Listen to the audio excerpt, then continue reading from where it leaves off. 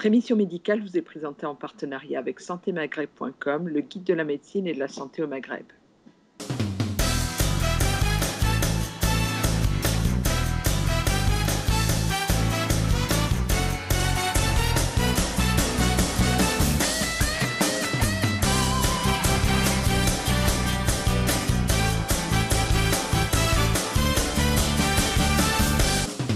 Merci aux personnes qui nous rejoignent, soit en Facebook Live, effectivement, sur la page Facebook Samia Arabe, avec un léger décalé, et sinon, effectivement, sur la plateforme Zoom. Alors, merci surtout à notre ami Mahmoud Boudarem d'accepter de témoigner aujourd'hui. C'est non seulement le médecin, l'ancien député, l'écrivain, et qu'on reçoit aujourd'hui en direct depuis Tizi Ouzou, et c'est surtout les billets d'humeur sur la vie de la société en Algérie qu'on apprécie, et c'est tous ces profils-là que je voulais solliciter aujourd'hui. Tu as publié récemment un livre sur la situation algérienne, le livre qui s'appelle Covid-19 et traumatisme psychique, qui est paru il y a quelques mois, en mois d'avril, Mahmoud. On est en plein dedans, en fait, sur ce que tu évoquais il y a quelques mois, ce traumatisme psychique, il est d'actualité, pourrait-on dire. On va dire qu'il y a une deuxième vague de traumatisme psychique parce que la première vague du traumatisme, c'était quand il y a eu l'irruption de la pandémie à l'échelle mondiale. Donc, on se demandait qu'est-ce que c'était ce monstre qui allait dévorer l'humanité. Et puis finalement, on a réussi à l'identifier, à le localiser, à le nommer, etc. Donc le monstre, finalement, n'en était plus. Et puis les choses se sont plus ou moins calmées. Donc la panique générale s'est apaisée. Et puis la population, en tout cas dans notre pays, les gens ont oublié pratiquement que le virus était toujours là, qu'il pouvait encore faire des dégâts. Et donc, il y avait une espèce d'anesthésie. On était dans un état de léthargie comme ça et on a baissé la garde. Donc, les gens, ils ont commencé à vivre à peu près, à vivre normalement. Ils ont tourné le dos à l'épidémie, à la pandémie, au virus. Et puis, on a oublié. Et puis, avec cette nouvelle vague, on peut l'appeler la deuxième, la troisième ou la énième vague, peu importe, avec ce virus, ce mutant Delta, il y a brusquement l'épidémie s'est amplifiée et les morts ont commencé à arriver parce que jusque-là, la mort était tenue à distance. Hein. Ça n'arrivait qu'aux autres. On voyait ce qui se passait en Europe, on voyait tout ce qui se passait un peu partout. Mais en Algérie, finalement, la première vague et la deuxième vague, on avait plus ou moins échappé à l'hécatombe. D'ailleurs, beaucoup de gens ici, parmi même des médecins, disaient qu'il n'y a pas d'hécatombe. Finalement, il n'y a pas d'épidémie. Et puis maintenant, on en est là. On en est là et le nombre il y a seulement 4-5 semaines, on avait 100 contaminés par jour. Les chiffres officiels, hein, c'est toujours un peu plus, hein, parce qu'on n'a pas vraiment les chiffres officiels. On avait 100 contaminés par jour et 2 ou 3 décès. Et depuis donc 3 à 4 semaines, on est à 1500, 1700, 1800 contaminés, donc 10, 15, 20 fois plus, et autant 20 fois plus de morts aussi. Donc on se retrouve, et ça c'est les chiffres officiels, mais beaucoup de gens disent qu'en fait, on peut multiplier, même des médecins qui ont avancé le chiffre de multiplier par 30. J'y crois pas beaucoup à ça. Ça peut être plus ou moins, peu importe. On ne va pas se battre pour les chiffres, mais toujours est-il qu'effectivement, la pandémie est là. Et on a même eu, à un moment donné, ça commence à tomber un peu, on a même eu une espèce de psychose à l'oxygène, puisque l'oxygène a réellement manqué dans les structures de santé et beaucoup de malades ont disparu, sont morts parce qu'ils n'ont pas pu recevoir l'oxygène qui leur était indispensable à un moment donné de l'évolution de la maladie. Donc, on est vraiment maintenant dans une panique générale, effectivement. Mais peut-être que cette panique, elle a quelque chose de positif dans la mesure où les gens ont recommencé à se protéger. D'abord, les gens qui ne voulaient pas se vacciner ont commencé à se vacciner. Maintenant, les gens se vaccinent. Donc, la peur de la vaccination a disparu devant la peur de la mort. Et les gens ont recommencé, en tout cas en Kabylie, les villages se sont reconfinés. Les gens commencent à s'organiser pour pouvoir vraiment organiser le autoconfinement, le respect des mesures barrières, enfin, toutes les recommandations des autorités sanitaires mondiales. On commence maintenant à les respecter et on voit bien à Tizi Ouzou aujourd'hui que quand on circule habituellement, ça grouille. Aujourd'hui, à Tizi Ouzou, quand on circule l'après-midi, les magasins sont encore ouverts. Il n'y a pas de confinement total, les magasins sont ouverts, mais il n'y a plus autant de monde dehors. Les gens, quand ils n'ont rien à faire dehors, restent chez eux. Et c'est une bonne chose. D'ailleurs, je pense qu'on commence à ressentir un peu les effets de cet autoconfinement spontané de la population. Est-ce que ça va suffire, Mahmoud, vu l'étendue de la situation qu'on peut quand même juger de catastrophique? On est bien d'accord sur le fait que les mesures pour endiguer l'épidémie, on va les rappeler, c'est la vaccination et les gestes barrières, donc le confinement. Là-dessus, il n'y a pas à polémiquer, il n'y a pas autre chose. Hein. Oui, bien sûr. Ce qu'on peut quand même, ce qui me paraît quand même, allez, je ne sais pas si le mot scandaleux est suffisant ou excessif, mais ce qui est scandaleux, c'est que les autorités sanitaires nationales, les autorités publiques, face à cette flambée de l'épidémie, sont restées pratiquement inertes. On ne les a pas vus sur le terrain de la communication, sur le terrain de la pédagogie, et on ne les a pas vus non plus sur le terrain de l'assistance au personnel de soins, parce qu'il y a une très forte pression sur les personnels de soins. Et il faut dire que dans la panique générale qui s'est emparée de la population, beaucoup de citoyens ont essayé de se substituer au personnel de soins. C'est-à-dire que maintenant, les citoyens ne laissent pas, les citoyens qui ont des personnes, des parents malades, etc., ils ne laissent pas travailler dans la sérénité les personnels de soins. Donc, il y a une très forte pression sur les personnels de soins et les autorités sanitaires ne sont pas aux côtés des personnels de soins pour les accompagner, pour les aider, pour les protéger contre cette pression. Et je pense que cette pénurie d'oxygène est vraiment l'indicateur de la faillite de notre système de soins et de la faillite, de l'incompétence des autorités sanitaires. Il a fallu que la solidarité citoyenne agissante se mette en place pour que des générateurs d'oxygène soient achetés, soient remis en route, etc., pour que les hôpitaux échappent à l'asphyxie, au fond. Au fond, c'est vraiment les choses se sont déroulées comme ça. Donc, si la solidarité citoyenne, si la citoyenneté s'est exprimée avec bonheur, elle a aussi, par ses excès, empêché les professionnels de santé de travailler dans la sérénité et d'exercer leur métier tranquillement. Ça, c'est un peu le psychiatre, pas que le psychiatre, mais le citoyen aussi que j'interpelle. C'était une situation prévisible. On avait pratiquement ces mêmes conversations il y a quelques mois de ça, Mahmoud, sur les alertes. Et finalement, on disait attention, on va droit dans le mur et on y est là. Et malheureusement, on n'est pas au plus fort de l'épidémie. Écoute, ça fait depuis le mois de janvier, les autorités sanitaires nous bassinent avec la vaccination et ils ont complètement oublié de maintenir la communication en direction des populations pour qu'elles continuent à respecter les mesures barrières qui sont au fond la seule garantie pour empêcher la transmission du virus. Ils nous bassinent avec une vaccination. Depuis le mois de janvier, cette vaccination n'est arrivée qu'au mois de juin-juillet. Ce n'est qu'au mois de juin-juillet qu'on a vraiment commencé à avoir suffisamment de vaccins pour pouvoir vacciner à peu près correctement la population. Jusqu'à aujourd'hui, on est peut-être à 2 millions de doses seulement qui ont été faites. Donc, il y a eu une faillite dans le système de soins et dans la prise en charge effective de cette pandémie.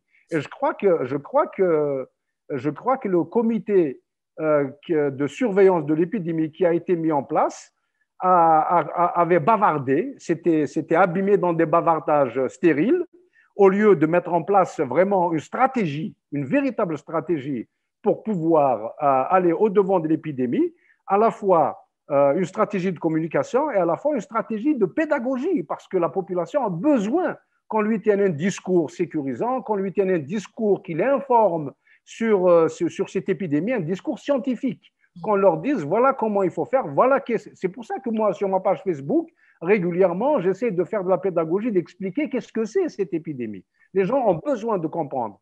Et parce que les gens n'ont pas compris, justement, ils se sont détournés des mesures de protection, des mesures barrières, et ils ont eu peur de la vaccination parce que, justement, il y a tout un tas de vidéos, de propos qui circulent dans les réseaux sociaux parce que les réseaux sociaux sont actifs. Pendant que les autorités sanitaires de notre pays se sont endormies, les réseaux sociaux sont actifs et dans les réseaux sociaux, toutes les informations qui sont données sont des informations qui inquiètent les populations et qui leur demandent de ne pas aller se vacciner. Et c'est ça, la faillite, elle est là. Dans les fake news, effectivement, les anti-vax, on les a eu aussi ici, on les a aussi également ici. Les motifs, effectivement, au-delà de la pénurie des vaccins, ça a été beaucoup la nocivité des vaccins, l'inefficacité, l'innocuité des vaccins qui ont fait qu'effectivement, les gens, jusqu'à récemment, n'avaient pas pris conscience de l'importance d'aller se vacciner. Non. Moi, l'exemple que je donne aux personnes, parce que dans mon travail quotidien de tous les jours, toutes les personnes, tous les malades que je reçois, je leur pose la question, je leur dis est-ce que vous êtes vaccinés? Quand ils ne sont pas vaccinés, je leur demande pourquoi et je fais de la pédagogie pour les amener à se vacciner. Et beaucoup de malades comprennent très bien l'importance de la vaccination. Il y a certaines personnes qui sont réticentes parce que justement, elles sont intoxiquées psychiquement parce qu'ils se disent sur l'Organisation mondiale de la santé a utilisé le terme d'infodémie. Cette infodémie qui a intoxiqué les réseaux sociaux, qui a intoxiqué psychiquement les personnes les plus fragiles, qui les a inquiétés. Et quand je leur demande pourquoi, souvent ils me disent oui, parce qu'on ne sait pas trop, etc. Qu'est-ce que je leur donne comme argument? Je leur dis est-ce que vous avez des enfants? Ils me disent oui. Je leur dis vos enfants, à 6 mois, vous les avez vaccinés? Ils m'ont dit oui. Je leur ai dit est-ce que vous savez combien de vaccins vous leur avez fait d'un seul coup? Ils me disent non. Alors je leur dis, vous leur avez fait la rougeole, la rubéole, le tétanos, la poliomyélite, la variole, 5 vaccins en même temps, à l'âge de 6 mois, avec 6 mois. Vous êtes adulte, vous avez peur d'un seul vaccin. Donc quand on leur dit ça, après ils prennent conscience de la bêtise au fond. Et puis on leur explique qu'est-ce que c'est un vaccin. Moi, il m'est arrivé de faire de la pédagogie et d'expliquer qu'est-ce que c'est le vaccin chinois, qu'est-ce que c'est le vaccin russe, qu'est-ce que c'est l'AstraZeneca, qu'est-ce que c'est les vaccins Moderna et Pfizer, etc. Je leur explique la technologie parce qu'ils ont besoin de comprendre. Et ce n'est pas difficile. Et ici, chez nous, le président du comité de surveillance de l'épidémie, il n'a pas trouvé mieux à dire et à faire, mieux à dire que de dire ne vous inquiétez pas, on va vous importer des vaccins halal. C'est complètement ahurissant, c'est débile, ça n'a aucun sens. Ça ajoute de l'anxiété, de la frayeur à la peur des gens. Donc il y a quelque chose qui ne va pas. Et je pense que c'est la faillite, elle est là. La faillite, elle est dans la communication et dans la pédagogie. Les gens ont besoin qu'on leur tienne un discours de vérité. Ce n'est pas des tarés, les Algériens ne sont pas des tarés, ce sont des personnes qui comprennent très bien. Il faut juste leur donner des informations comme il faut les donner, il faut leur expliquer les choses. Et alors, après, ils adhèrent. Il faut en faire des partenaires. Nous avons des autorités qui nous prennent pour des enfants. Ils ont des comportements paternalistes et ils pensent qu'on est incapable de comprendre, donc ils veulent décider tout à notre place. Ils vont même nous ramener des vaccins halal. Voilà un peu l'état d'esprit dans lequel ils sont et c'est un dommage, c'est une grave erreur.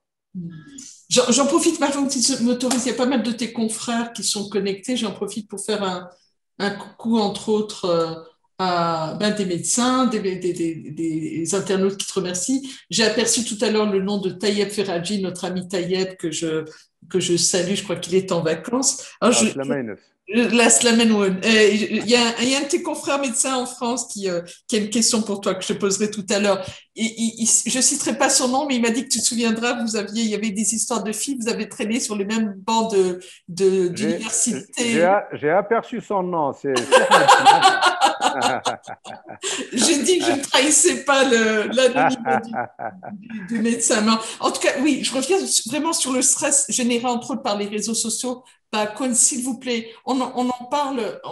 Les réseaux sociaux, ils sont à bannir. On en avait parlé à l'époque, effectivement, du mouvement de protestation qui démarrait, où on était tous devenus des spécialistes de la Constitution. La question du vaccin et du virus sont des questions médicales. N'allons pas écouter ou rapporter naïvement ce que le voisin a dit ou ce qu'on a lu. Faites attention à ne pas ajouter à la source de stress auquel on n'échappera pas. Oui, moi je le dis souvent, je dis aux gens, je dis aux personnes avec qui je communique, je le dis dans mes posts sur Facebook, je leur dis qu'il ne faut pas aller regarder ces vidéos qui font peur. Mais le problème, c'est que les personnes anxieuses, justement, elles vont toujours chercher les informations qui les inquiètent davantage. Alors que c'est un peu comme par une espèce de logique inéluctable. Ces personnes-là vont aller chercher les informations qui accentuent le doute qui les habite. Mais c'est une erreur parce que les vaccinosceptiques ou toutes les personnes qui sont dans cette espèce de halo de la théorie du complot, elles sont peu nombreuses, mais elles occupent les réseaux sociaux et elles savent communiquer. Elles savent très bien communiquer, elles savent à qui elles s'adressent. Voilà, c'est ça qu'il faut. Il faut pas aller les regarder, il ne faut pas aller les écouter, ces gens-là.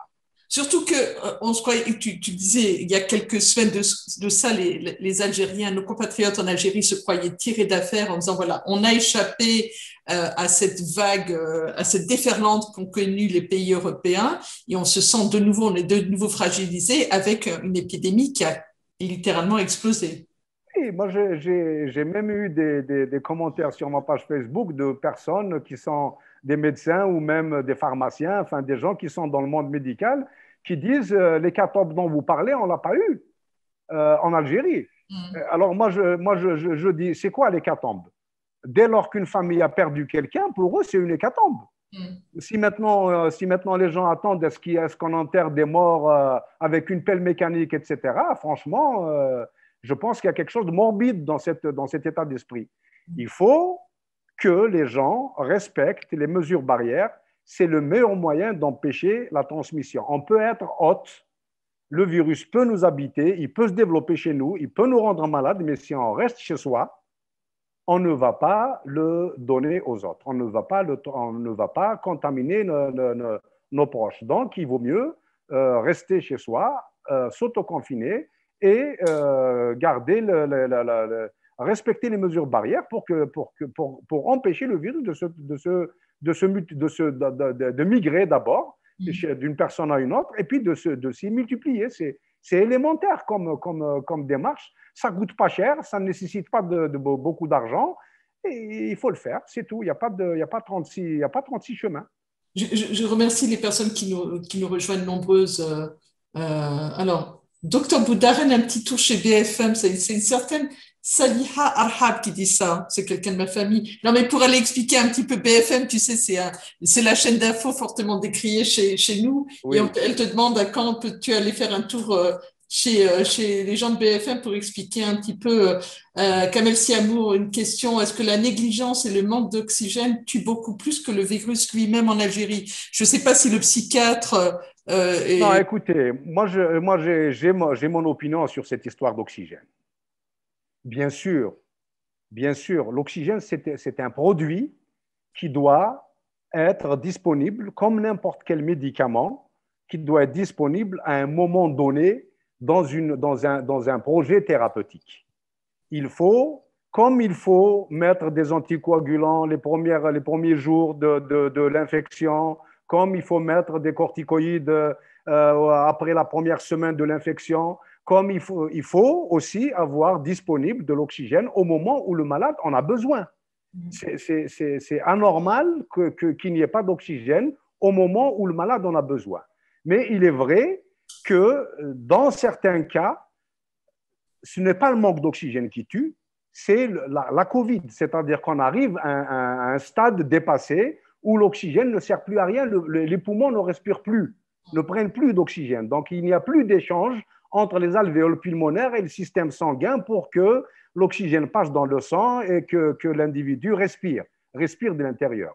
Donc, il ne faut pas non plus, faire de l'oxygène comment dire, incontournable de cette... Oui, il est nécessaire à un moment donné, il faut qu'il soit disponible. Et je pense que ce qui a scandalisé un peu l'opinion publique ici, et c'est normal qu'elle soit scandalisée, c'est les propos du ministre de la Santé qui a dit après tout, on réserve l'oxygène aux gens qui en ont besoin. Non. Aux malades guérissables, c'est ça? Aux malades guérissables. Non. L'oxygène doit être disponible pour le malade au moment où il en a besoin. Il faut assurer cette disponibilité au moment où il en a besoin. C'est pas après le reste, ça ne le regarde plus. Ça ne le regarde plus. Son rôle, c'est d'assurer la disponibilité de ce fluide quand le malade en a besoin. Au moment où il en a besoin. Oui, pardon, Mahmoud, surtout qu'il y a quelques jours de ça, on a rajouté à la polémique et au stress, puisque moi j'ai beaucoup de proches, tu sais qu'on est du même coin, mais j'ai de la famille, entre autres à Tizi Ouzou, qui me disaient, devant le CHU, dont le portail bien connu était fermé, il y avait de la surenchère sur les bouteilles d'oxygène, et puis les rumeurs qui ont couru et qui ont été largement véhiculées sur les réseaux sociaux, c'était en Algérie, on n'a plus d'oxygène parce que l'Algérie a envoyé de l'oxygène en Tunisie. Non, mais ça, c'est pas vrai, ça.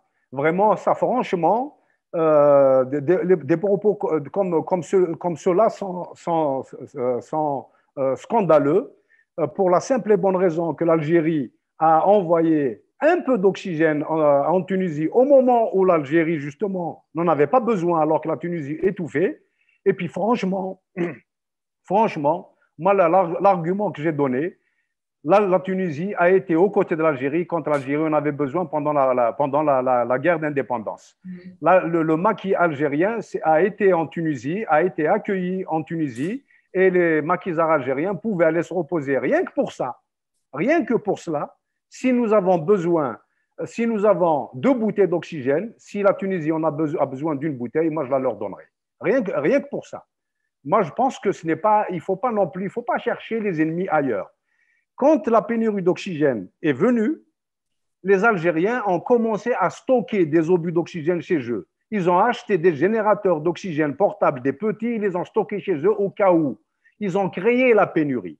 Il faut aussi qu'on se regarde dans les yeux et qu'on se dise les vérités.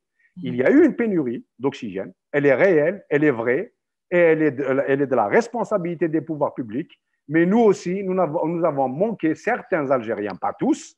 La solidarité, je l'ai dit tout à fait au début, a bien fonctionné. Les gens ont donné des sous, ils ont acheté des générateurs, etc. Puis ils ont fourni les hôpitaux, etc. Mais il y a des Algériens qui ont créé des pénuries, qui ont fait des pénuries, qui ont stocké de l'oxygène, des appareils portables, comme ils stockeraient des faillots ou des lentilles en cas de famine. Et je pense que ça aussi, il faut le dire. Il faut le dire. Donc, c'est plus cela qui ont ajouté à la pénurie que les quelques bouteilles d'oxygène qu'on a données à la Tunisie pour l'aider au moment où elle étouffait, parce que la Tunisie étouffait bien avant qu'on étouffe aujourd'hui ici dans notre pays. Et d'ailleurs, on peut saluer la diaspora tunisienne qui est aussi performante que la diaspora algérienne. Là, je ne me lance pas des fleurs, mais dans des situations effectivement difficiles, les Algériens sont là.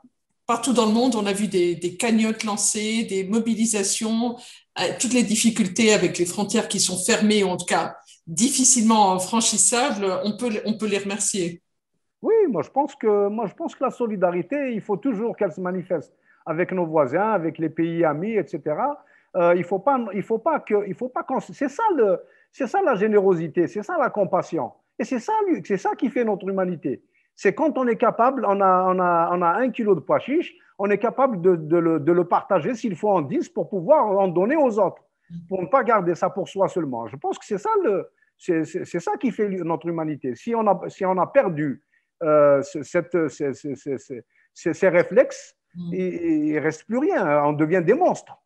Et je pense qu'il faudrait qu'on apprenne à mesurer, mais ça aussi, c'est peut-être un peu la panique, l'état de panique qui s'est emparé de la population, tu sais, quand les gens paniquent, après, ils exagèrent tout. Tout est démesuré, tout devient la frayeur, la peur est tellement importante que tout ce qui se passe autour de nous ajoute au sentiment d'invulnérabilité. Parce que les gens, très souvent, nous avons tous ce sentiment intérieur de sécurité intérieure. On a tous un peu ce sentiment d'invulnérabilité tant que la mort est tenue à distance, tant que la maladie est tenue à distance.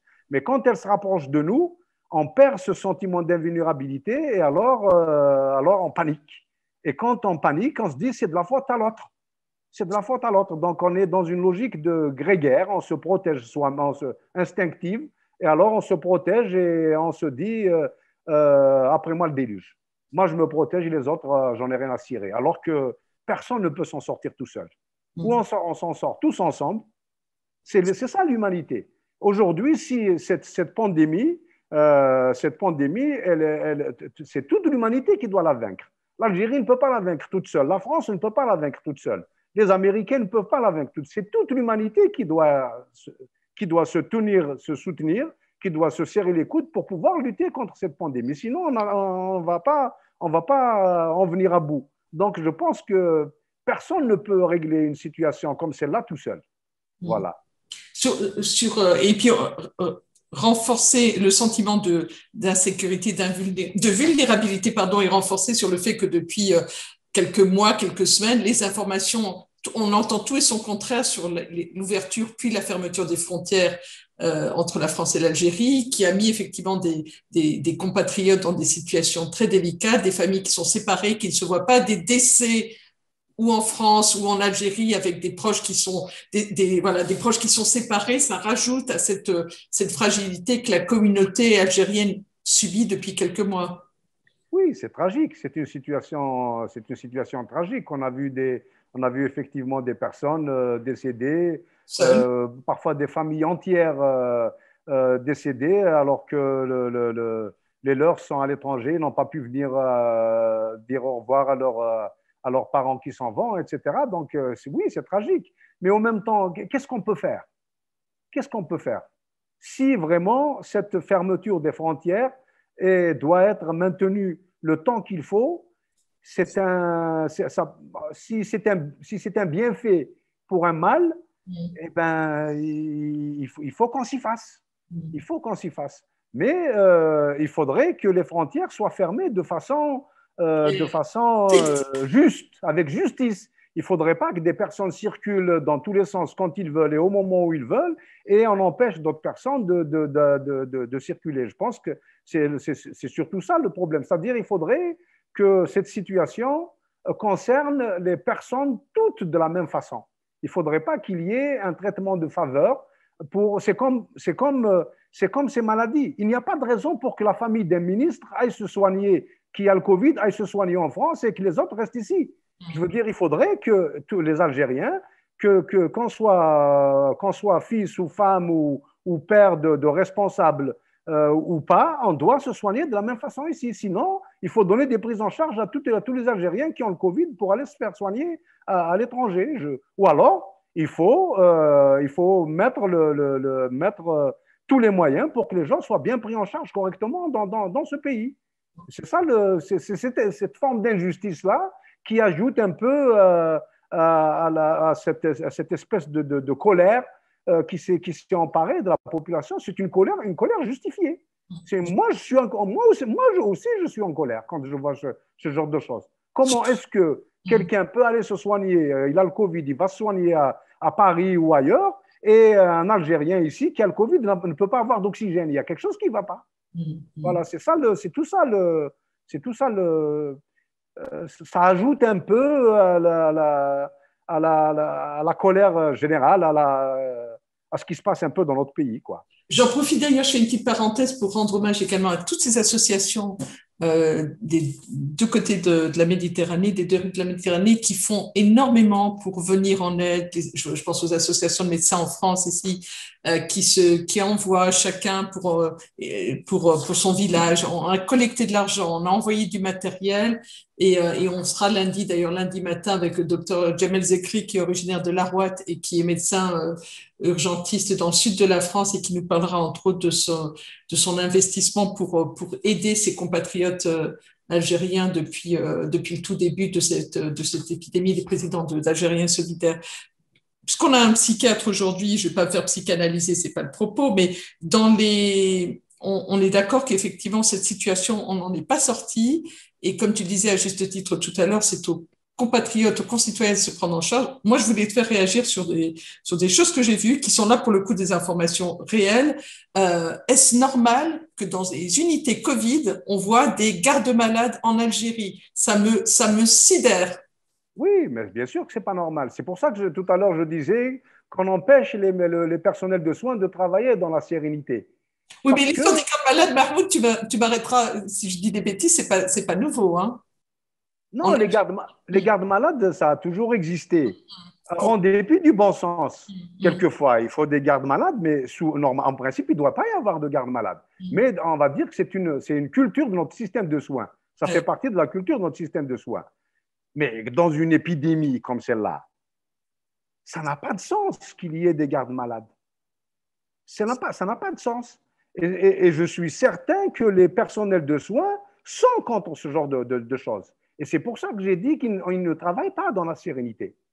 Parce que plutôt qu'au lieu d'avoir affaire à une personne, ils vont avoir, parce qu'après, il y a des contagions. On connaît, il y a des gens qui ont été gardes-malades, qui ont pris le Covid, qui ont été le donné à toute la famille. Donc, ça augmente la pression sur le système de soins, sur les personnels de soins, etc. Au lieu d'avoir 10 malades, et on en a 100 ou 200, et bon, ça complique les choses. Mais ça, c'est aux autorités de régler ce genre de problème. Ce n'est pas aux médecins de se disputer avec les parents des malades. Ce n'est pas à l'infirmier ou à l'infirmière de se disputer avec les parents des malades.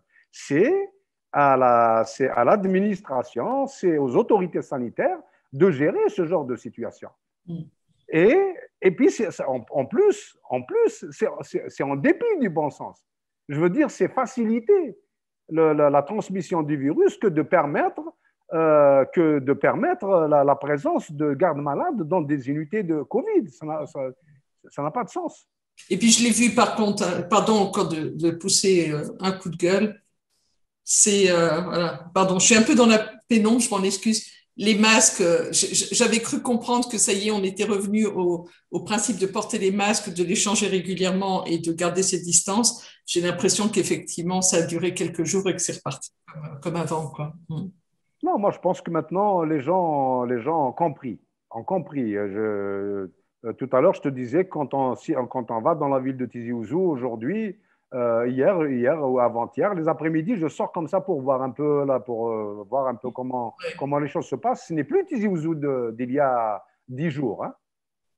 Il y a 10 jours, c'était impossible de circuler à 2h30, 3h, les bouchons partout, ça pullule de gens, etc. Maintenant, c'est pas ville morte, mais presque. C'est presque ville morte. Il n'y a plus de voitures, les gens, ils sont chez eux, ils se confinent, et ceux qu'on voit dans la rue, ils ont leur masque. Il y en a encore qui ne le portent pas, mais beaucoup de gens le portent. Le transport public, maintenant, les gens, ils ont peur de prendre les transports, etc. Donc, non, je pense que la situation, il y a comme une espèce d'électrochoc. Donc, la population a commencé à prendre conscience parce que pendant longtemps, ça n'arrivait qu'aux autres. Maintenant, ça leur arrive. Il y a des gens qui voient autour d'eux partir des gens, des amis, des copains, des parents, etc. Parfois plusieurs parents qui s'en vont comme ça. Donc, les gens, ils font maintenant attention. Et bon, mais c'est trop tard. Enfin, c'est trop tard. C'est jamais trop tard quand on veut faire les choses. Mais quand même, l'hécatombe est là. Voilà. À Tizi, vous êtes dans la wilaya de Tizi Ouzou et je suppose dans d'autres wilayas très impactées par l'épidémie. Il y a un couvre-feu, c'est ça, hein? Oui, il y a un couvre-feu de 20h à 6h du matin. Bon, il y a plein de gens qui pensent que ce n'est pas utile. Moi, je pense que c'est utile qu'il y ait un couvre-feu parce que ça réduit les soirées conviviales, ça réduit les fêtes, enfin, les gens ne se retrouvent pas, les bars sont fermés, les restaurants sont fermés, donc il y a moins il y a moins de raisons de se retrouver. Donc, je pense que c'est utile, mais moi, je pense que c'est l'autoconfinement qui doit prévaloir tout le temps. Il faudrait que les gens comprennent très bien, il faudrait que les gens comprennent que quand ils n'ont rien à faire dehors, ils restent chez eux. C'est la meilleure protection qu'ils peuvent s'assurer et assurer à leur famille. Je pense que si les gens ont compris ça, et quand ils sont dans l'espace public, ils respectent ils portent le masque, ils respectent la distance, ils ont un gel quand ils prennent de la monnaie ou quand ils touchent des choses, ils ont un gel pour se nettoyer les mains. S'ils ont compris ça, on peut s'en sortir. On rappelle d'ailleurs que vacciner ne protège pas complètement, comme tous les vaccins, ne protège pas complètement comme le virus, mais on a la preuve, nous qui sommes vaccinés depuis un peu plus longtemps que nos compatriotes en Algérie, que, en tout cas, le vaccin préserve des variants et des formes graves du virus. Oui, pour que le vaccin protège totalement, il faudrait que la population mondiale soit vaccinée à 90%, peut-être même un peu plus. Ouais. C'est un peu comme la variole. La variole, elle a disparu quand la population mondiale a été entièrement vaccinée, parce qu'on a imposé des vaccins chez les enfants. Donc, tous les enfants du monde sont vaccinés aujourd'hui, la variole a disparu. Si on arrive à vacciner 90% de la population mondiale Covid, le virus va disparaître. Alors, plus les mesures barrières, le virus va finir par disparaître, comme a disparu le virus de la poliomyélite, comme a disparu le virus de la variole. La poliomyélite existe encore un peu, mais le virus de la variole a quand même disparu de la planète. Et voilà, donc c'est comme ça. Et il faut que les gens, effectivement, sachent que les vaccins ne protègent pas à 100%, mais qu'ils pour tous les vaccins, aucun vaccin ne protège à 100%. Il protège contre les formes graves. Voilà. Et c'est un bonheur. C'est un bonheur. C'est-à-dire quand quelqu'un il est contaminé, il a une charge virale importante, il est contaminé, il est malade, il ne meurt pas. Voilà. Il n'aura pas besoin d'oxygène, il ne meurt pas, et il va avoir de la fièvre, des courbatures, une fatigue, des maux de tête, et puis ça va lui passer au bout de quelques jours. C'est très bien. On a beaucoup de commentaires. Hein. Merci aux personnes qui nous joignent, qui nous suivent en direct, entre autres sur le Facebook Live. Je rappelle que de toute façon, la vidéo sera accessible également sur YouTube dans les heures qui suivent pour les personnes qui voudraient revoir cette interview. On va rendre hommage. On a encore quelques minutes, Mahmoud, si tu veux, encore un petit quart d'heure. On va rendre hommage au personnel, aux professionnels de santé qui, en Algérie, paient un lourd tribut. On l'avait évoqué, mais là, c'est à l'état d'hécatombe. Hein. Désolé d'utiliser un mot fort, mais c'est le mot réel. Non, les médecins, d'abord, il n'y a pas de raison que les médecins ne soient pas contaminés comme la population. Il n'y a pas de raison. Il y a beaucoup de médecins qui sont morts, ils ont été contaminés ailleurs que dans leur métier. Ils ont été contaminés dans leur famille, à l'extérieur, etc. Mais moi, je rends hommage aux médecins parce que dans un pays comme le nôtre, avec un système de soins aussi délabré que le nôtre, c'est faire ce travail, c'est quelque chose qui est extraordinaire. C'est-à-dire, ils ne travaillent pas dans des conditions, ils sont en guerre. Ils sont en guerre du matin jusqu'au soir et parfois pendant 24 heures durant, ils sont en guerre. Ils sont en guerre sans rien. Sans rien. C'est uniquement leur volonté, leur abnégation, leur souci de faire correctement leur métier. Je parle des médecins, je parle des personnels de soins aussi, les infirmiers, les infirmières. Hein. C'est uniquement le désir de faire correctement leur métier qui les meut, qui les fait se bouger. Alors qu'ils voient la mort tous les jours, ils la côtoient, et ils voient leurs confrères aussi tomber parce que beaucoup sont tombés, ils ont été contaminés dans leur activité professionnelle et ils n'ont aucun soutien. Ils n'ont aucun soutien. Alors, aucun soutien, même pas d'aide psychologique, alors qu'une aide psychologique leur est indispensable. Ils ont besoin ils diffèrent leurs propres angoisses, leurs propres craintes, leurs propres colères. Ils sont obligés de les avaler, de les différer parce qu'ils ils ont l'injonction d'être en bonne santé mentale, d'être en bonne santé physique pour pouvoir faire le travail correctement. Alors qu'ils ont le droit de se fatiguer, ils ont le droit d'être en colère, ils ont le droit de craquer, ils ont le droit de jeter la blouse et de dire j'en ai marre. Tout ça leur est interdit. Il leur est interdit parce que les autorités sanitaires ne sont pas derrière eux et n'organisent pas leur activité. Parce qu'en principe, c'est aux autorités sanitaires d'organiser leur activité, de les accompagner et de leur offrir l'assistance psychologique qui leur est indispensable, et ce n'est pas le cas. Alors, les autorités du pays, le ministère de l'Intérieur et de la Santé vient de signer un décret. Ils viennent seulement, 18 mois après, ils viennent seulement de signer un décret qui va donc, comment dire, un décret qui va porter assistance, Oui. qui va mettre en place les dispositifs pour porter assistance aux populations malades du Covid et au personnel de soins, à l'assistance et l'aide psychologique. Mais bon, le décret vient d'être signé. Le temps qu'ils mettent en place tout le bazar, voilà, peut-être qu'il faut compter encore 18 mois. Ça va prendre un certain temps, comme disait Fernand Reynaud. Voilà. Je passe un petit coucou amical à notre ami Dr Tafet, qui est président de la Société algérienne de médecine générale, qui a beaucoup de travail sur la planche aussi. Et puis, je prends dans les questions ou les réactions Zina Zamoum, je pense qu'elle est médecin, si je ne dis pas de bêtises, qui dit chez nous, il y a même des visiteurs, on ne nous laisse même pas faire notre boulot au moment de la visite, on se retrouve à se bagarrer avec eux au lieu de régler les vrais problèmes. On a beau essayer d'expliquer, mais en vain. Voilà, ça c'est du vécu quotidien. Et d'ailleurs, elle a une question pour toi. Qu'est-ce que vous nous conseillez quant au stress et à l'insomnie chez nos malades hospitalisés, notamment chez les jeunes patients?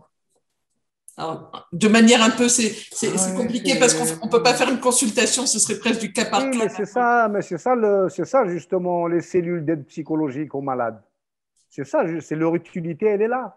C'est pour accompagner les gens dans leur panique, dans leur peur, dans leur frayeur, dans la peur de mourir. Parce que souvent, les gens, ils ont peur de mourir. Parce que dans l'inconscient collectif, être atteint du Covid, c'est risquer de mourir.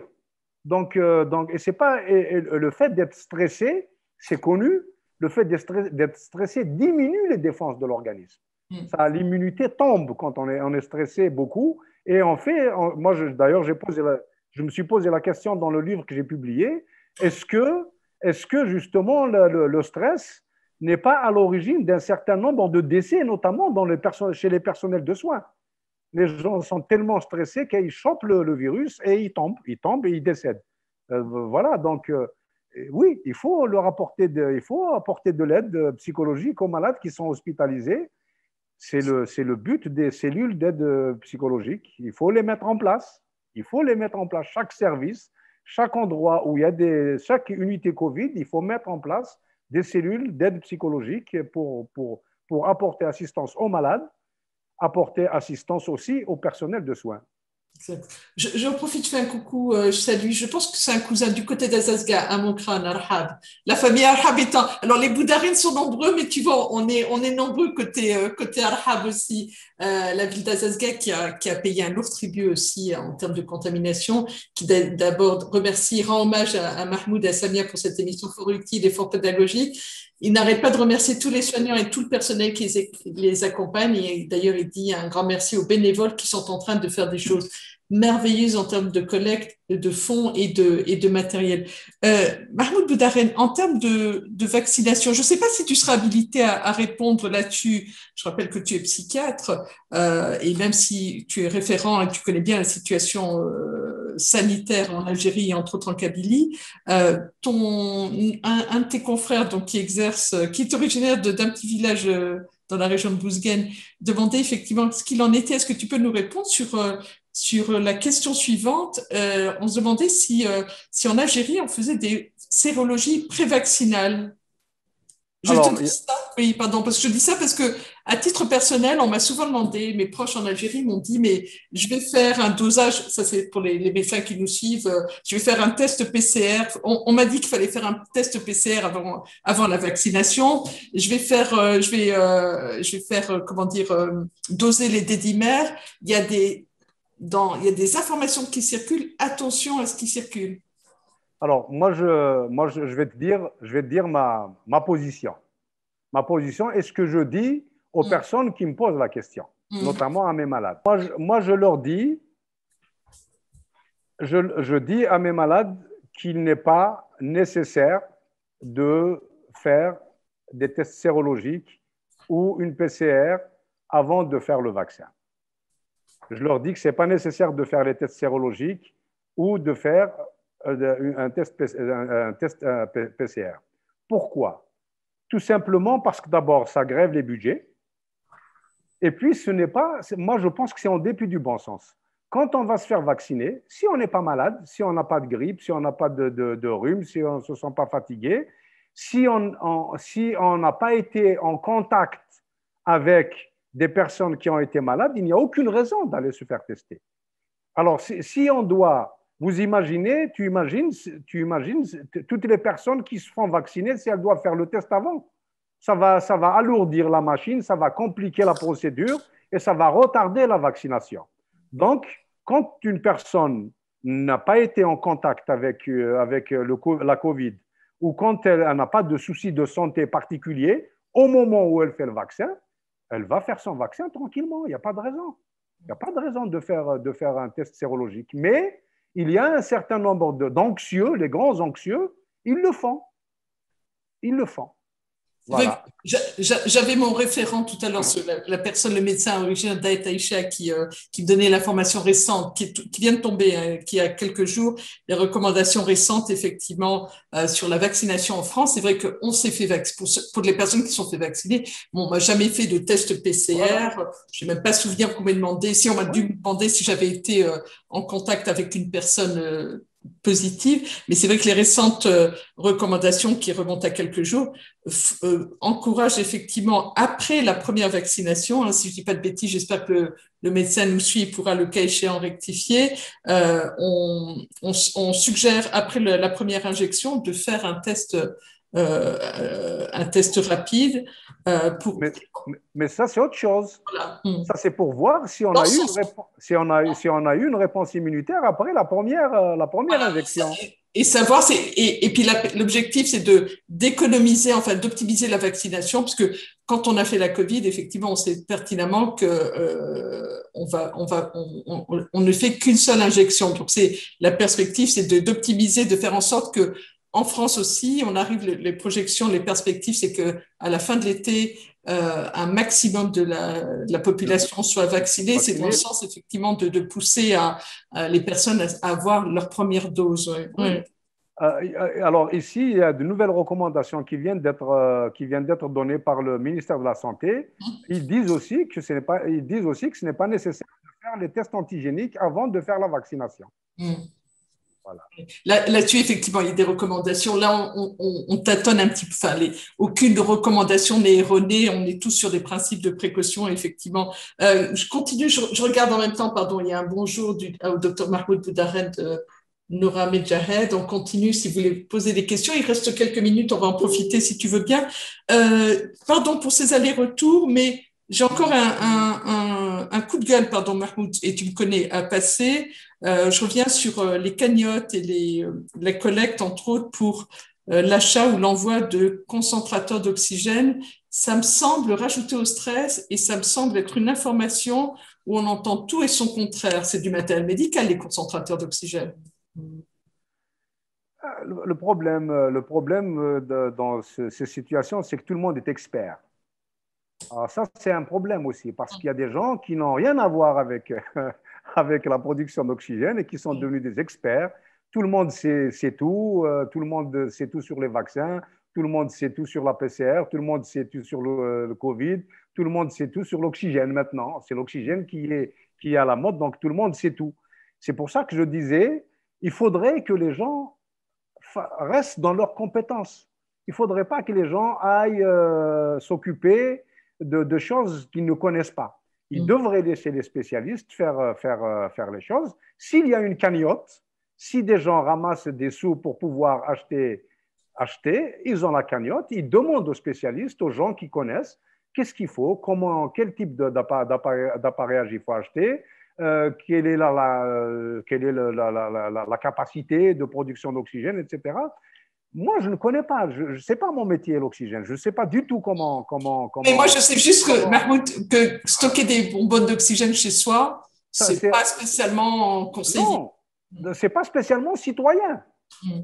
Stocker un appareil un générateur ou un concentrateur d'oxygène individuel, même s'il est individuel, alors qu'on n'en a pas besoin, c'est pas citoyen.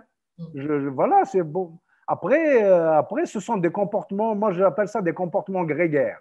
C'est des comportements qui sont un peu instinctuels ou instinctifs. Bon, il faut les comprendre. Il y a des personnes qui sont comme ça.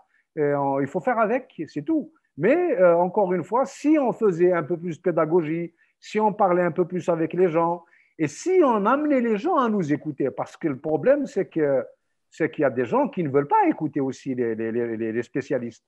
Alors, parfois, c'est les autorités qui doivent réagir. Et les autorités, parfois, il faut qu'elles réagissent avec fermeté. Mais pour qu'une autorité réagisse avec fermeté, il faut qu'elle soit légitime.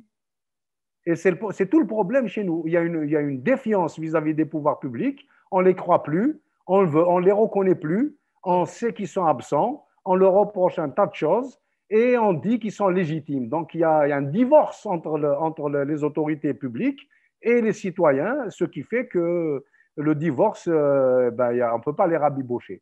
En tout cas, pas en temps de crise. Oui, voilà. Je m'autoriserais même à dire que la situation peut-être à laquelle on est confronté aujourd'hui en Algérie, elle est consécutive à une défiance de la population vis-à-vis des autorités. Oui, sans doute.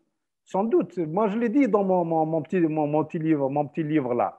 Je l'ai même dit, j'ai même, pour le republier, je vais le republier, j'ai même fait une postface dans laquelle j'expliquais, je disais que les autorités publiques, encore aujourd'hui, sont anesthésiées, elles dorment, elles ne font pas ce qu'il faut faire pour que la population commence à croire que les pouvoirs publics s'occupent de la population, qu'ils ont le souci du bien-être et de la santé de la population. Et ce n'est pas le cas.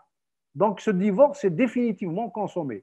Et je pense que c'est pour ça que quand une population ne croit plus dans les pouvoirs publics, le climat d'insécurité devient plus important, il est plus grand. On a l'impression qu'on est abandonné.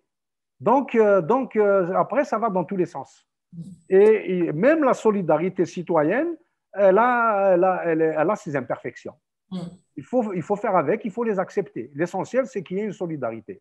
Oui, c'est ce que tu évoquais tout à l'heure, on crée la pénurie. Je remercie le docteur Tafet qui remarque effectivement, qui relève sur la page Facebook, sur ce Facebook Live, il ne faut pas stocker l'oxygène à domicile, avec tous les dangers qu'on imagine, il ne faut pas s'aventurer à aller stocker les médicaments. Mais bien sûr.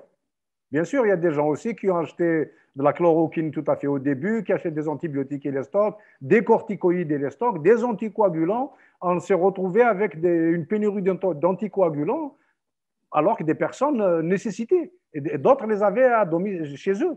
Donc, voilà. Après, ça fait partie de… Je pense, tout à fait au début de la pandémie mondiale, on a vu au Danemark, on a pillé des magasins. Hein, les gens, ils se sont dit, c'est la famine. On a été piller des magasins et enfin des gens ont tout acheté parce qu'ils avaient peur que la famine s'installe. Donc voilà, c'est des comportements, pas normaux, mais c'est des comportements qu'on voit, qu'on observe. Oui. De ce genre. On évoque la situation de deux pays qu'on connaît bien, dont l'Algérie, mais il va sans dire effectivement que ce n'est pas pour stigmatiser nos compatriotes. La consommation de chloroquine intempestive qui a mené à plusieurs décès s'est passée aux États-Unis l'année dernière au début de la situation sanitaire où les gens sont allés acheter de la chloroquine, qui est le traitement contre le paludisme, c'est ça que je ne dis pas de bêtises. Oui. Et que les gens avaient, qui étaient accessibles, effectivement. Donc, les gens l'ont consommé à titre préventif et on s'est retrouvé avec des situations graves, si ce n'est catastrophiques. Peut-être pour conclure, même si, effectivement, là, c'est encore le psychiatre que je vais solliciter, c'est difficile. On est encore sur quelques semaines, voire quelques mois d'éloignement de nos proches, de nos familles, des gens qu'on aime. On est encore quelques mois sur cette période où on va se sentir fragile, mortel, vulnérable, mais il faut insister. enfin, je suis révoltée, moi encore, pardon, de ce nouveau Google sur, c'est une période, et je dis toujours, on vient de passer 1 an et demi, donc je pense que le plus dur, j'espère, est derrière nous, mais quand on rappelle qu'il faut éviter d'aller aux enterrements, éviter les fêtes, éviter les rassemblements, c'est pas pour rien, franchement. Ces virus en particulier on véhicule un fort taux de contamination. Il s'agit d'arrêter. Si vous ne le faites pas pour vous-même, faites-le pour vos proches, pour les gens que vous croisez dans la rue. Oui, tu as tout à fait raison. C'est élémentaire comme démarche. Et je pense que c'est le discours qui doit prévaloir tout le temps. Les, tout- Tous les regroupements sont porteurs de danger. Et il faudrait que les personnes, que ce soit des regroupements festifs, que ce soit des deuils, il faut les éviter. Il faut éviter cela. On n'est pas obligé, on peut aller donner ses condoléances et s'en aller tout de suite. Il n'y a pas besoin de se regrouper, il n'y a pas besoin de tenir des discours, il n'y a pas besoin de se taper sur l'épaule, il n'y a pas besoin d'accolade, il y a besoin de rien de tout ça. Je veux dire, quand on veut manifester sa solidarité, on peut passer un coup de fil, les gens comprennent.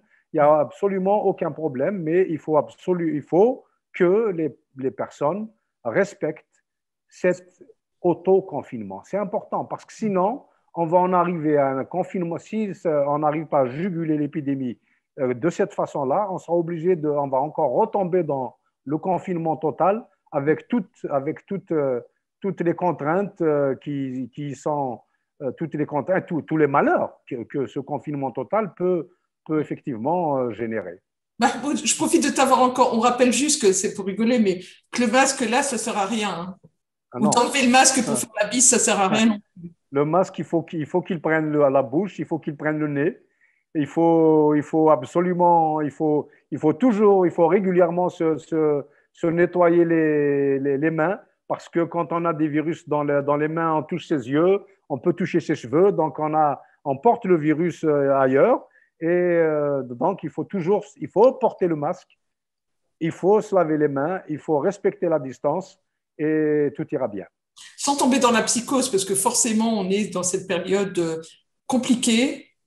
Tout ira bien, tout ira bien. Moi, je suis convaincu que si les gens respectent les mesures barrières et s'ils se font vacciner, tout ira bien et nous allons en venir à bout. Je m'autorise encore, si tu m'accordes encore quelques minutes, et vraiment merci aux personnes qui nous suivent et qui sont restées avec nous et qui nous remercient de cet échange très qualitatif et intéressant. Je crois que c'est toujours un médecin, il me semble, Zina Zamoub, qui dit le problème des concentrateurs, c'est que les gens, c'est peut-être plus une réflexion, le problème des concentrateurs, c'est que les gens qui les possèdent sont faussement rassurés. Ça, c'est peut-être l'avis du psychiatre qui est intéressant. Ils se disent qu'avoir un concentrateur chez eux, leur évitera l'hospitalisation. On ne pourra pas répondre en 2 minutes. C'est en vain, c'est de la conjuration. Ça fait partie de cette espèce d'esprit un peu magique que chacun de nous a. C'est un objet contraphobique. On a peur de mourir et en ayant un concentrateur à côté, on a l'impression qu'on va conjurer la mort. C'est faux.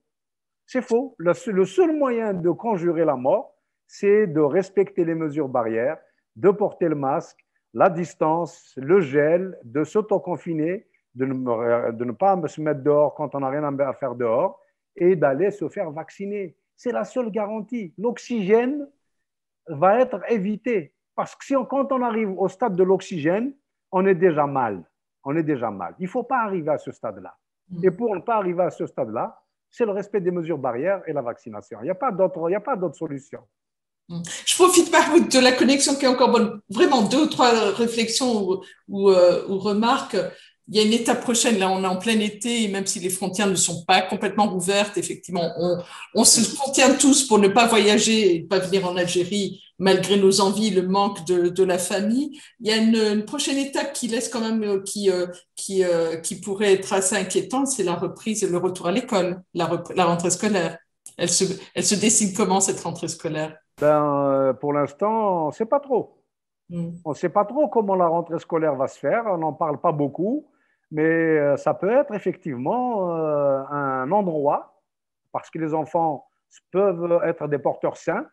Les enfants, ils sont, comment dire, ils sont insouciants.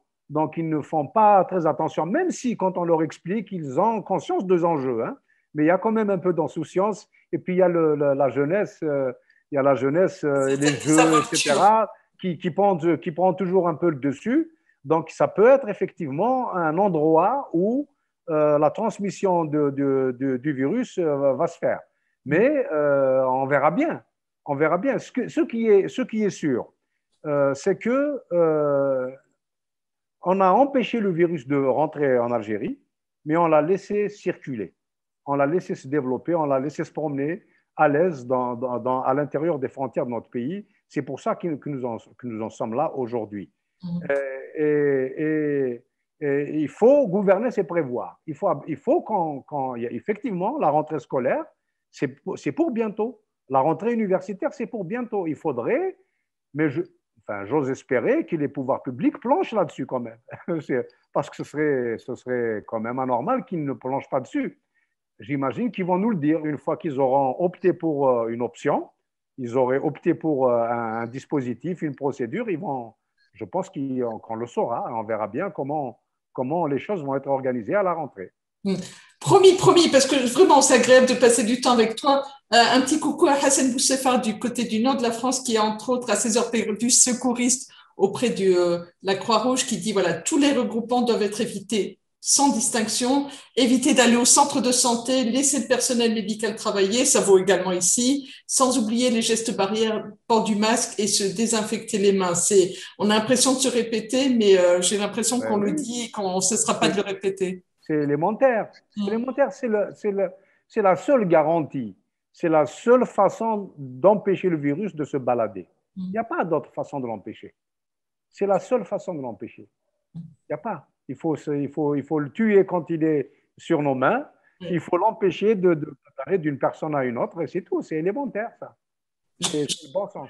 Je rappelle Covid-19 et traumatisme psychique qui est paru en Algérie, hein, il me semble. Il n'est pas paru en France. Il est paru aux éditions Coucou, mais je vais le publier en France. Je vais l'éditer, je vais le publier ces jours-ci.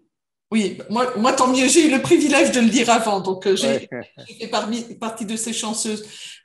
Mahmoud, est-ce qu'il y a quelque chose que tu pourrais ajouter en ces temps effectivement, de sérieux, mais ne pas se laisser aller à l'inquiétude? Les temps sont sérieux, mais pas… Non, moi, je pense que la panique ajoute à la confusion et peut générer des comportements qui peuvent être dangereux pour la santé et pour la communauté. Donc, je pense qu'il faut qu'on garde la raison, il faut qu'on réfléchisse bien. Nous avons des solutions toutes simples que chacun de nous doit adopter. Il faut qu'on soit discipliné. C'est un problème de discipline. Il faut qu'on respecte les mesures barrières. Il faut qu'on aille se faire vacciner.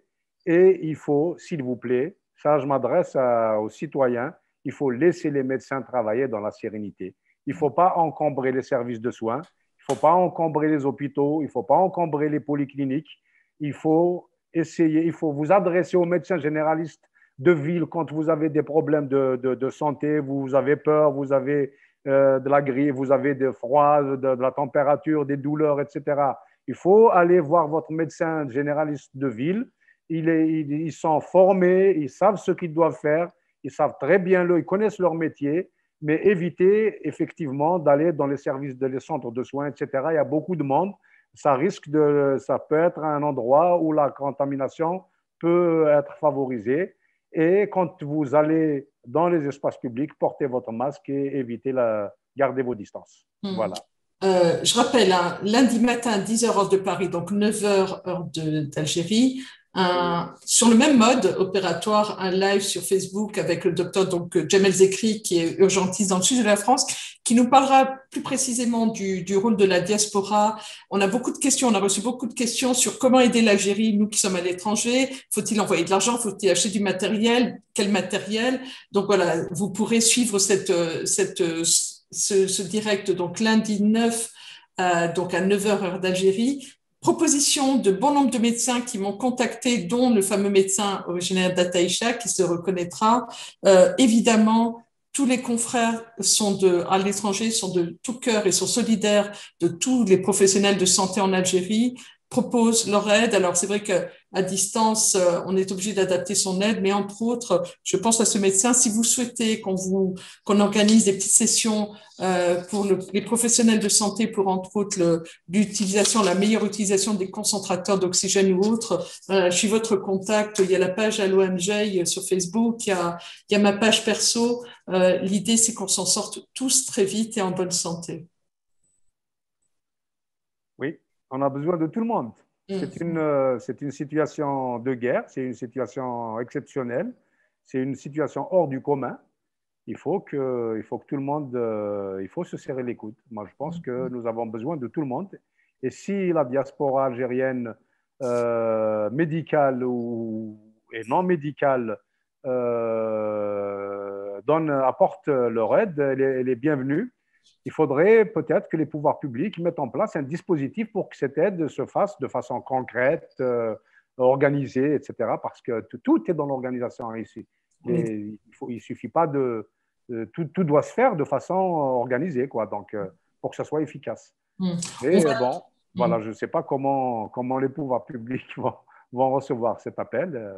J'espère qu'ils vont l'entendre et ils vont faire en sorte que les choses se passent correctement.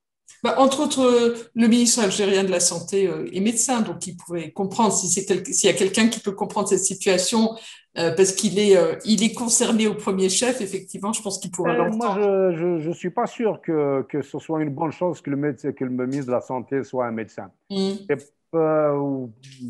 faudrait que ce soit quelqu'un qui est un politique. Il faut que ce soit quelqu'un qui a un projet, qui a des idées bien arrêtées. Parce que quand on est médecin, on vient avec sa candeur, on est candide, on vient avec sa candeur de médecin, on est plein de bonnes intentions et puis on est broyé par la machine politique, etc. Ce n'est pas évident. Donc, c'est difficile d'être ministre. Hein. Mais quand on est ministre, il faut avoir un projet pour son secteur. Voilà, le projet n'est pas d'occuper un siège, mais quand on arrive dans un endroit, on fait un état des lieux, on se dit voilà où ça en est et qu'est-ce qu'on peut apporter de plus. C'est ça qui. Alors, on met en place, on branle le système pour qu'on puisse gérer les choses correctement. C'est ça. Et parfois, quand on est médecin, on sait gérer un service, mais on ne sait pas gérer un ministère. Alors, c'est vrai on est malheureusement tenu par le temps, et puis c'est vrai que ce n'est pas l'endroit, malheureusement, pour échanger sur des conseils scientifiques, des informations scientifiques.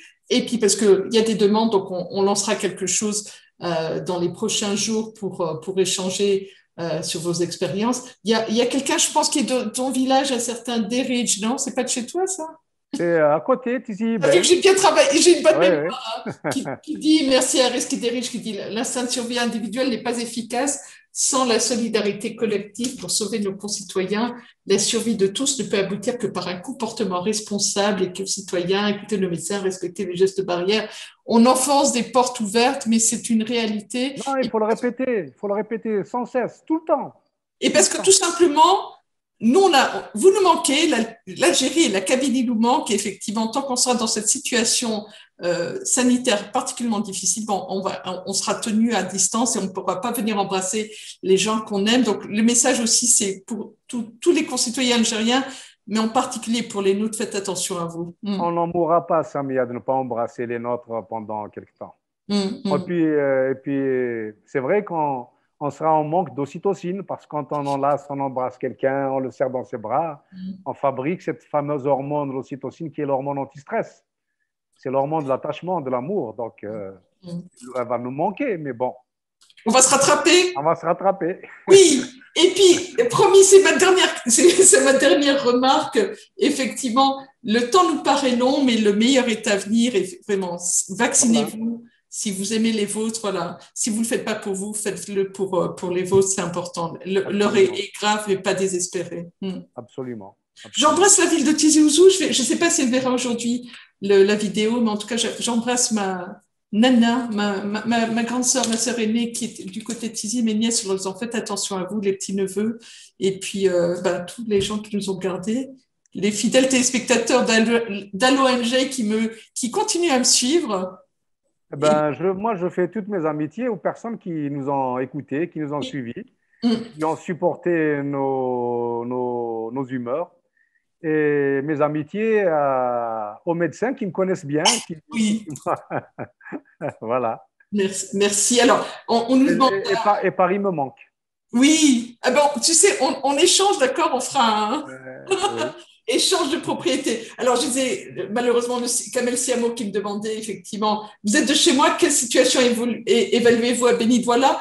Il y a beaucoup de questions. Mahmoud, si tu veux, on pourra élargir effectivement, parce que c'est pas sur les quelques minutes qu'il nous reste qu'on va faire le bilan de la situation. D'autant plus qu'il faut J'ai pas la photographie exacte de la situation à Béni-Douala, mais bon, la situation elle est différente d'une commune à une autre, d'un village à un autre. Mais il y a beaucoup de villages où il y a des villages où il y a beaucoup de malades infectés. Bon, voilà, il y a des morts. Mais bon, je ne pense pas qu'il y ait plus de morts à Béni-Douala qu'à Azazga ou ailleurs. Hein.